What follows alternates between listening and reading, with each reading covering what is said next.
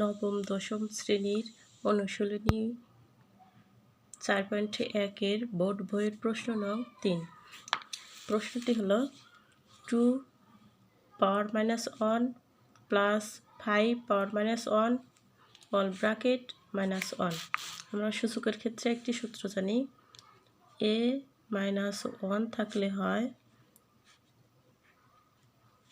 1/a, আবার a - n থাকলে হয় 1/a⁴n।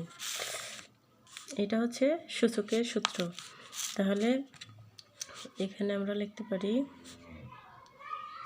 এই -1 এর ক্ষেত্রে 1/2 প্লাস প্লাস এই -1 সেক্ষেত্রে 1/5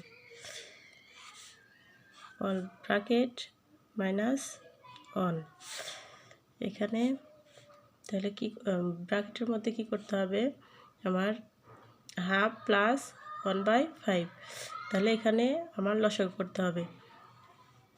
5 এবং 2 এর লসাগু হচ্ছে 10। এক্ষেত্রে হরদা ভাগ লব দিয়ে গুণ।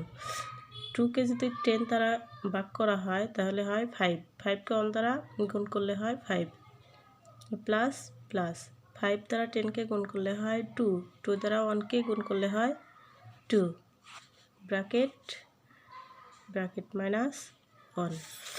তাহলে ইকুয়াল নিচে হচ্ছে 10, উপরে 5 এবং 2 যোগ করলে হয় 7, ব্র্যাকেট -1। তাহলে এই ব্র্যাকেটের জন্য আমরা কি লিখতে পারি, 1/7/10।